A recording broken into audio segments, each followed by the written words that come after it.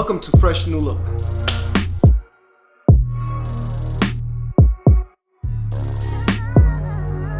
Yes, and welcome to another episode of Fresh New Look. It is your boy Fresh. And it's your boy Judge. Yes, and today we have a special guest, the lovely, beautiful. Yes, Imani. How you doing, Imani? I'm doing very well. I'm glad you came. I'm happy you stopped by and showed us some love. Came in with the fellas.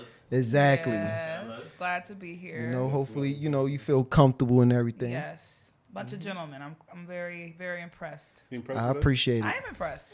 I am. Don't be impressed with this guy too much. Yeah. We gotta walk him through and shit. You know what I mean? It's a wild card. Never know what you're gonna get, right? At all. Right. But I'm a wild card too, so. Okay, that's good. Good. So Imani, tell us exactly where you from. I am from Chicago. I was born in Chicago, the south side of Chicago. Okay. My family is from the Hyde Park neighborhood, that is where the Obama family lived while he was teaching at the University of Chicago, which is one of the most prestigious schools in the country and in the world, in fact. So it's an historical neighborhood. It is filled with some of the most like black elite people of the city live in that neighborhood. Yeah. Black doctors, lawyers, unlike Atlanta, where you find that everywhere. Yeah. There, it's only a few sectors of areas where you find black folks that are thriving.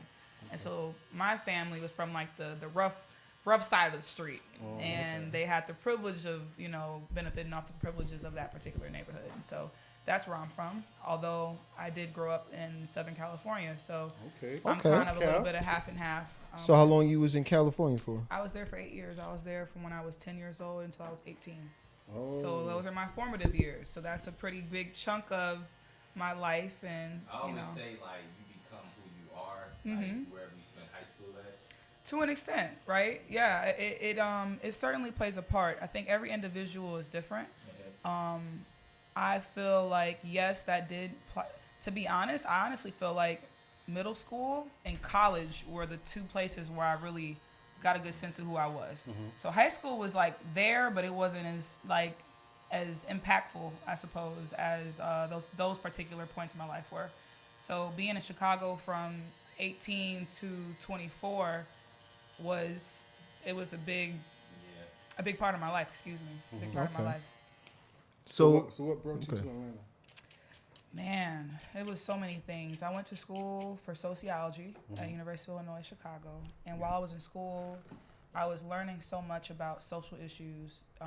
And then every single time black women specifically fell at the bottom of the totem pole. We always had the worst statistics, whether it was healthcare or, socioeconomic status or salary, anything. It was like we were always at the bottom. So having worked all through college and then living in pretty rough neighborhoods, I felt like I was just overstimulated by just all these bad things.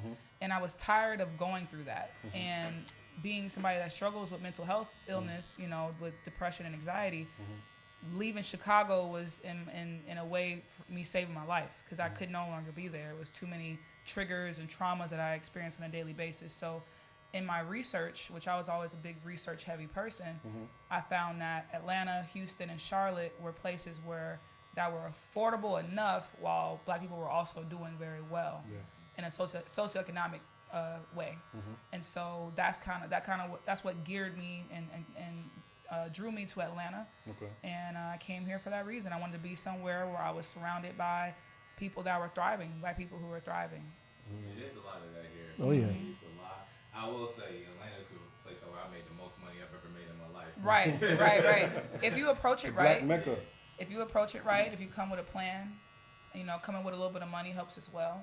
I didn't approach it right, so my experience wasn't like that necessarily. But then, of course, there were outside factors that played a part as well. I couldn't have anticipated COVID. So moving here a year ago, January 2nd, and then COVID. You Yeah. reached? Oh, so Yeah. you knew? Yeah. Oh, you knew. I moved Okay. here- That was not the right time. Not at all. I moved here right you before COVID. So it really, it was hard. It was hard in every way.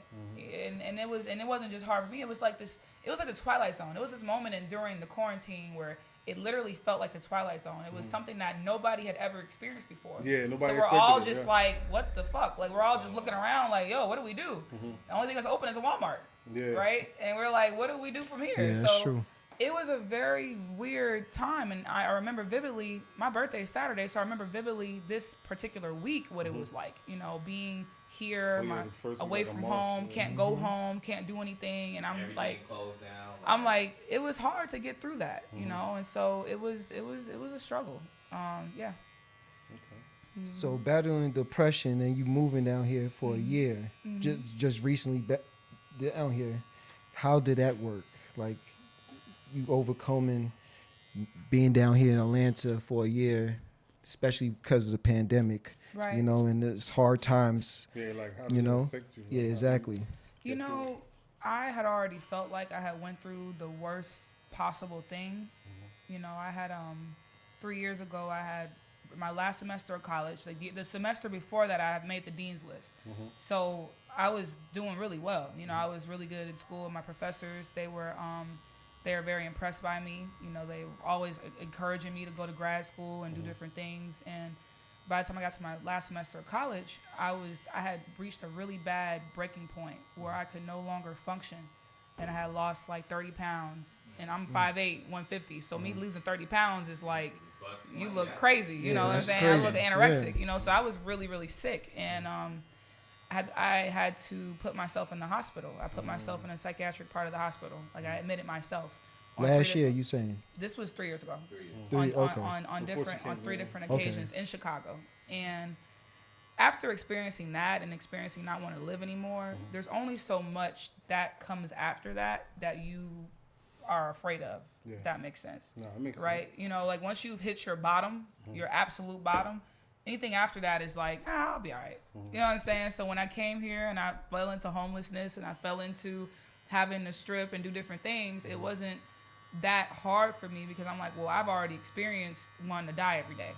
So I can get through this. So the depression, although it was hard and it was severe, it was also helpful that I was in an environment where I didn't have to deal with the gloominess of how Chicago is very gray during the like it's you know what I'm saying? Like you know the Midwest, man, like during the winter it's like 9 months out the year damn near. That's just like New York. It's just gray and gloomy, you feel me? And I had a friend of mine from Rochester that told me the same thing. Like he's like, man, it's fucking depressing, you know, for a big chunk of the year. And so being here and being in the only city that was really the only city that was most open played a big part in me not really not having it hit me as hard as other people.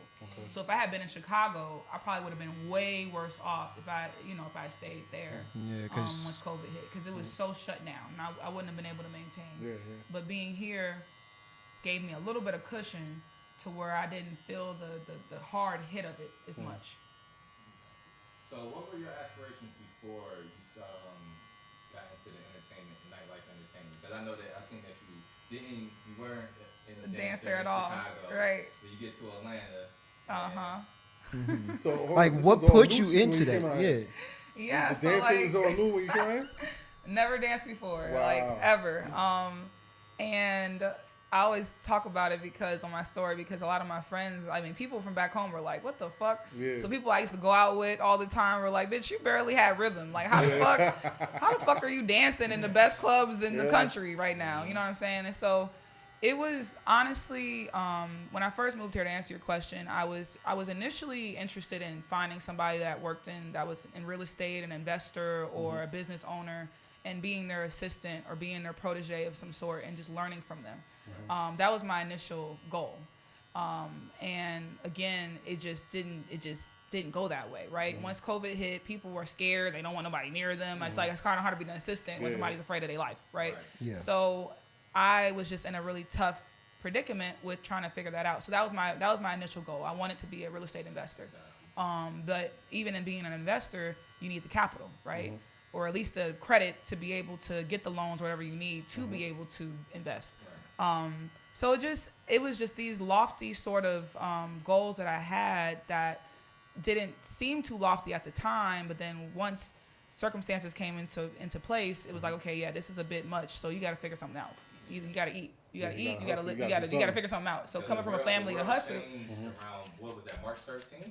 Yeah. When Atlanta shut down? It was Man. Everything changed. No, I went out. The last day I went out was March 13th. I want to say March 15th. Yeah. Like, hey, yo, it's a wrap. Yeah. The best gift I got on the 27th was the stimulus passing or some shit. Like that was like I was like, okay, well at least I'm getting a $200 check soon. You know what I mean? But besides that, it was depressing. It was fucked up. And so I come from a family of hustlers. You know, I come from a family of people that figure it out. They maintain. You know, majority of my grandparents on both sides are from Mississippi and Alabama. You know, these are people that they overcame. You know, they endured, and so people in the Midwest period, that southern part of us is what drives us to keep working hard and striving. And even now, compared to Atlanta, Chicago, you know, there isn't a whole opportunity for us there. It's still a lot of racism and discrimination and things of that nature, regardless of how much money you make, regardless of how well you dress, regardless of how well you speak.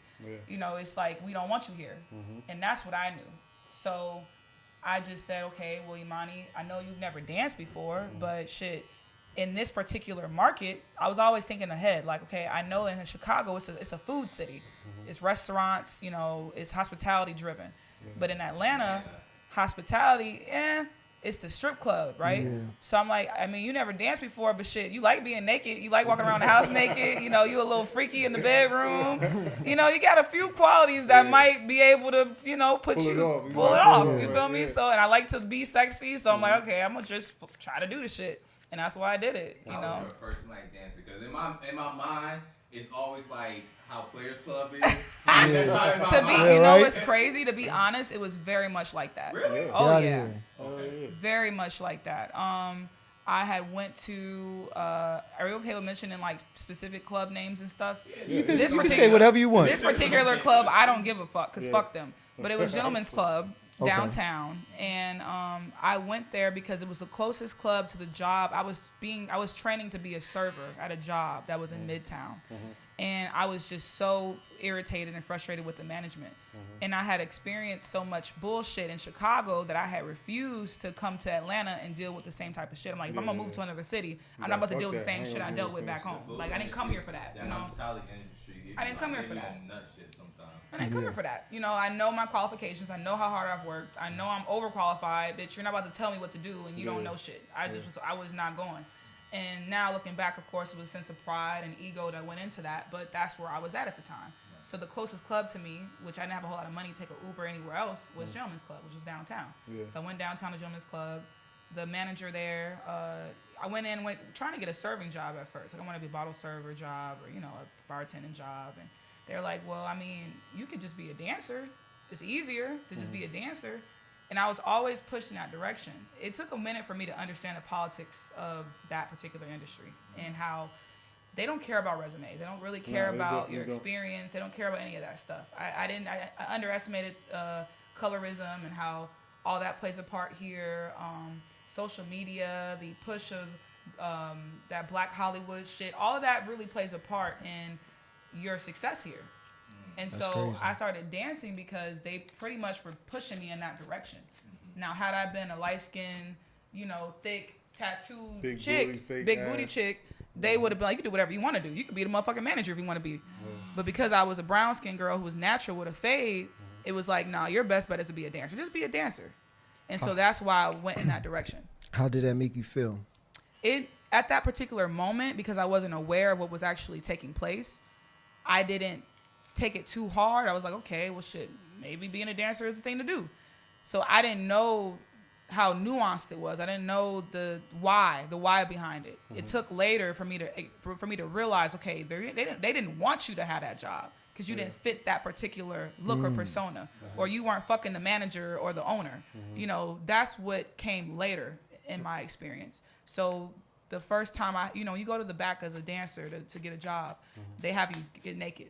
That's just like a part of the protocol. They gotta look at you. They gotta see you, you know. So the manager, he closed the door. He wanted me to get naked. And similar to how Diamond was in Players Club, right? I'm like, okay, I guess this is how it's supposed to be, right? This nigga, he's like, show me what you would do if you was in VIP. Right? You like, what? I'm like, I mean, what do they do in VIP? You know, I'm like, okay, what the fuck does that mean? You know? And then he had me sit on the table and he proceeded to try to lick my pussy. He tried to say it again. Lick my pussy. He was trying to eat me out. Like, Wow. first day I'm there trying to figure out how this all works and So playing off of my vulnerability. He's like, this bitch ain't never danced before. She wouldn't know if this is normal or not. So I'm about to try her ass. And that's pretty much what happened. He nasty for that, though. He don't For know. real. Some nasty ass niggas. Yo, I can listen, bro. When I tell you, Yo, just going off her writing, I'm like, yo, she got some motherfucking stories. these niggas are Facts. I know disgusting. she got some stories. These niggas are disgusting, bro. Yeah. I've seen it all. Yes, they are out of control. So that was my first day dancing. Was that experience, and that pretty much set the tone for what was to come after that. Okay. Wow. Hey, y'all better ask something. I'm like, Hey, yo, I got shit, bro. Y'all better ask something. look, he just looking like. Y'all better ask something. Yeah, I just asked the question. Yo, So I got shit fall in love. I got y'all. I'm trying to let you know. I'll take a So, take a shit all over. What's the craziest thing that happened in the strip club? Oh my god, yo. Ugh. I don't even know. There's so much There's so much shit. to it. There's things that I've done in the strip club, and there's things that's happened to me in the strip club. So What have you done? I want to know what you've done. We want to hear this. it's okay. It's okay. I don't mind. She open book, yeah? I'm She open book. So, while we know that prostitution is illegal, technically, when you work, and this is when things get a little serious, right? Because it isn't something that I take lightly. It's not something that I feel like is really a joke in any sense. There are plenty of women that do things sexually to survive. You know what I mean? It's a means of survival.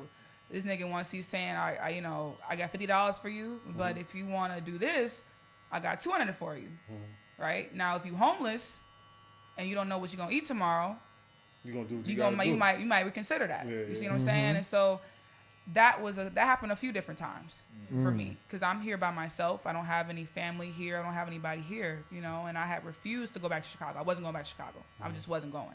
Yeah. I did not want to come back home and we told you wasn't gonna make it. I just wasn't. I'm like, fuck that. I'll be homeless. I'll live on the streets, but I'm not going back home. So there were times that I definitely might have gave head or did X, Y, and Z in the strip club.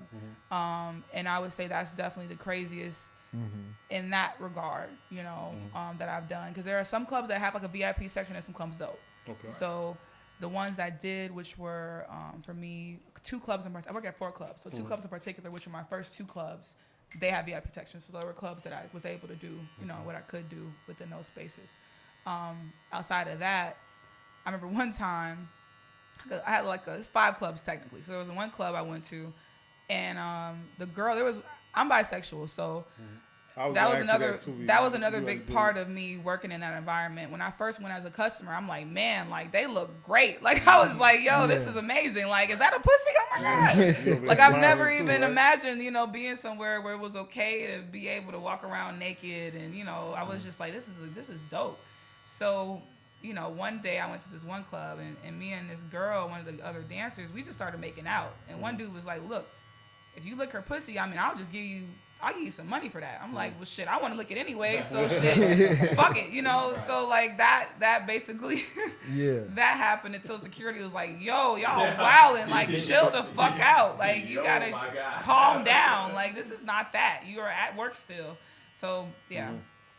You talk about there was a guy that approached you, told you that she was beautiful, wanted to take you out, and then you end up finding out he was married, or is that just one of your poems, or is it actually a true story, right? That's a true story. I mean, okay, and that's that. A lot of things I might write is not really a specific situation. Yeah, of course. It'll be an accumulation of different situations or scenarios, and I kind of come down to a one thing, a one story narrative or some sort. And so that is very common. I mean, in Atlanta, and I say Atlanta because there's nowhere like here. I don't care what nobody says. I tell people all the time, I might complain about Atlanta, every place has fake people. Every place has nah. Not as much as Atlanta. Yeah. Atlanta's different, okay? I will say I just came back from Houston. Houston give me a lot of Atlanta vibes. It's getting there. Houston? It's getting Really? there. Yeah. It wasn't like Yeah, that a lot at of first, people's moving but a lot of from people are Atlanta moving to there. go. A lot of people are moving there. And granted, Houston is bigger, so please move there. Yeah. Because y'all fucking our shit up. Y'all making traffic worse. Y'all making the motherfucking Uber prices worse. So please go to fucking Houston. They got enough land and space Atlanta and getting too shit. small right now, You yo. know? And so it's a really interesting place. And I'm sorry. You forgot what you asked. He Yeah, asked you. what? No, it's saying Oh, guys, the get guy. married. Yes. So men come into the strip club all the time, like all the time, married. Half of them is married. Majority of them, Majority. majority of them, or they're not. If they're not married, they have a girlfriend, or they have baby mama, or something going on. And through my analyzation, through me just. My major plays a big part in my life. Like I'm constantly analyzing things in many different ways. I'm looking at race and gender and sexuality and everything all the time. Any customer comes up to me, I always ask them where they're from first, and then from there I'm able to kind of go off of that. It's not, and then some people take it as like you're trying to judge people before you get to know them, but it's stereotypes are not necessarily always false. There's some truth to every stereotype. So. You factor in culture and different things that make you kind of adjust to an individual based off of where they're coming from. So I found that with men that are married, there's a way that they approach different girls. My goal at some point is to do, like I think we had talked about previously, I think before we started, how the reason that you guys started this is because the barber very, very rarely is able to talk and really share his experiences. So as a dancer, I feel similarly, and not just any dancer, a dancer that I consider an outcast dancer, the dancer So that... why you say that? We want to touch, we got to touch on that. Why you... So, being an outcast dancer, have any of you all been in a strip club? What's an outcast dancer? Yeah, I've been in strip clubs. I'll explain it for sure. Like, You've all been in a strip club in Atlanta? Okay. Yeah, I dated a couple of strippers. So I bet you have. Yeah. I get the I date strippers vibe. I don't know why, but I get that vibe. Very strong on that guy. The force is strong on you. Right. The and force. there's nothing wrong with that. It takes a certain type of man to date a stripper. There's nothing, it's not a derogatory thing to say that. Oh, yeah, right? You can't be insecure. Because you can't. You cannot be. You cannot be an insecure man. If you are dating a dancer, you have to be very sure of who you are, very comfortable in who you are, trusting of her to an extent. If you don't trust her, then to an extent, right? Then at least like, well, if I don't trust, then I move how I move. I adjust. I might know that you might move how you move, so I'll adjust to how you move and move how I move. But we have an understanding we meet back together. And so it isn't an easy thing to be involved in. So what I mean by outcast dancer is that it really applies to the environment. Depending on what kind of club you're in, depending on what city you're in, you are an outcast. You might be outcast there, but somewhere else you might be the one.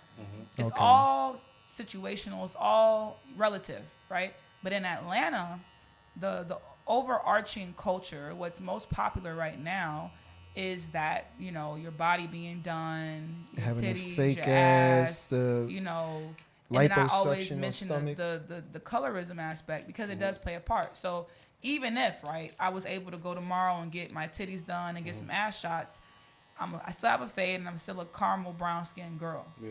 So what should that matter though? It does. It does. For example, working at Magic City. I worked at Magic City for about 2-3 months. There were guys that came in there that would be like, I want 10 yellow bones in my section. Only. They bougie and only want 10 yellow bones. Do not have a bitch any darker than this. It damn near like a paper bag test. Like, don't have her any darker than this. Like, you need her. She has to be this. You can't have her in here, and that happens often. That's normal. That's sad. That's a norm to the point where girls aren't even offended anymore. Like, well, that's just what he likes. Like. And it's just the way that it is. And so in Atlanta, colorism is a big thing here. It just is. And so I'm not a dark-skinned girl, right? But I am a brown-skinned girl. And I'm a natural. I don't have any implants or anything like that. And then there's an expectation based off of what you look like and how you're supposed to behave. So what do you mean? So and as you know, you guys being men, and I always challenge men on this thing, on this, because they try to deny it, but when they take time to really think about it, like, damn, I guess you're right. Mm-hmm. So, majority of black men that I meet, they're more likely to tolerate a woman being rude, being like kind of like a certain way. Now, you guys might be anomalies, like I'm saying. Yeah, I'm Now, definitely because. Listen. Yeah. No, we gonna let you finish. I ain't gonna say nothing. And that's why when I post things on Instagram, I'm always telling guys, like, listen, if you can't relate to this, it's because you just happen to be the anomaly. Yeah, exactly. But take a moment to get outside of yourself and look at them. Like, if you ever walk into a space full of men and you feel uncomfortable, Yeah. you're probably an anomaly. Okay. Because you're able to recognize the men around you being insecure or being this way or being that way, not being stand-up guys, you know, and that lets you know that you're not like the average guy. Okay. So if I post something and it doesn't offend you, then I should let you know that, well, then that just doesn't apply to me. But if it does offend you, then that probably means that there's something that's going on inside where you're like, damn, she's talking about me? You see what I'm saying? I could see it. Right? Yeah. And so a lot of men, they really do behave a certain way and go off of skin tone. There are some men that think of a girl as light skinned, they automatically think she's clean and has a clean pussy and a fat pussy or juicy pussy because she's light skinned. You know what I'm saying? Like, they think of a dark skinned girl thinks she's dirty. It's all historical. It's all sorts of things that play into why we may think that way. The psychology behind it. You see what I'm saying? You think that's more men that go in the strip club or like And that? that's an in general thing. Yeah. That's an in general thing. I haven't even known some niggas that think like that. Yeah, exactly. It's true. You've heard it. Yeah, So I'm not yeah. crazy, right? They might- Like, they might- I'm a tomboy, so I've always had male friends. So like a lot of my opinions and perspectives are largely based upon things I've literally heard. And you You know grew what I'm up saying? watching. I've watched, I've seen, I've heard. So I was an athlete. I'm a tomboy. I've always been that. Yeah, And I'm track bisexual. star, right? Yeah, I ran track. So I'm not like the average chick. You know what I'm saying? Like I can actually understand to an extent where a lot of guys are coming from. I have to even check myself sometimes. Like I prefer thicker women. You know what I'm saying? Like I prefer women that are like naturally booty, thicker fake women. booty? Yeah, like probably not fake because I know what fake asses feel like and I just ain't with it. Like that shit doesn't feel great. He got a thing with redheads. What are you talking about?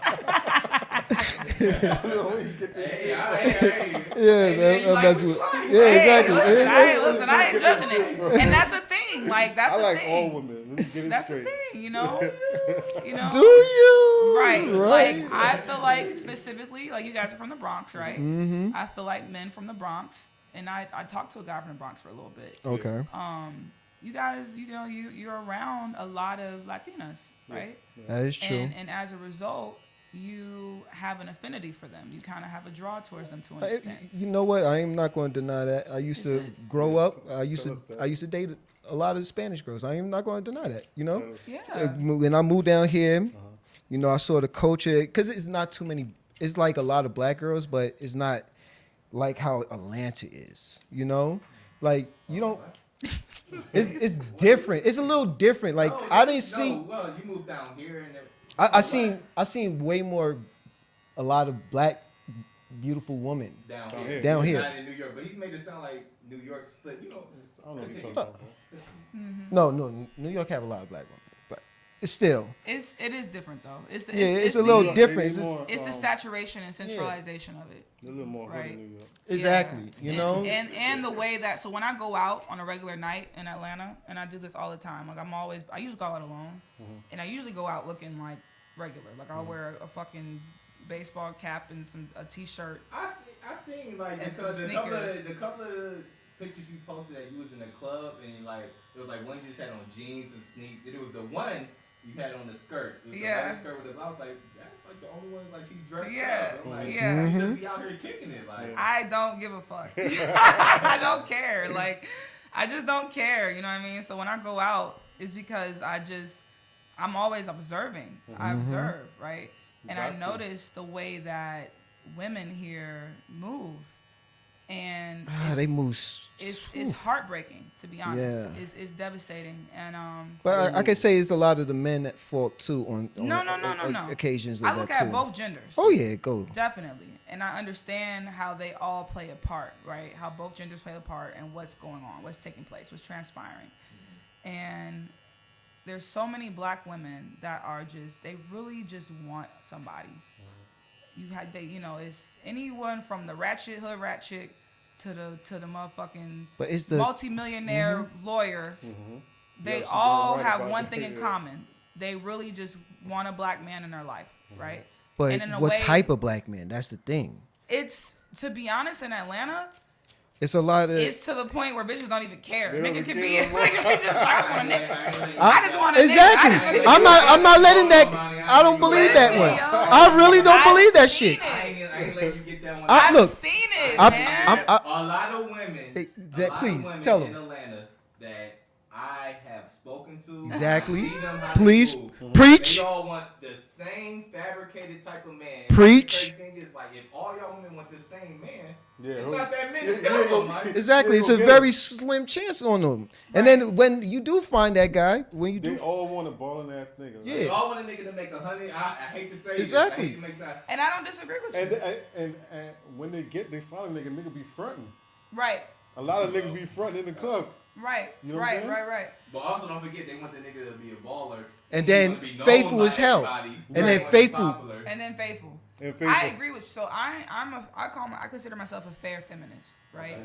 I'm not about to sit here and act like that's not true, right? I agree. Like I told you, when I go into clubs and lounges and shit, I observe everybody.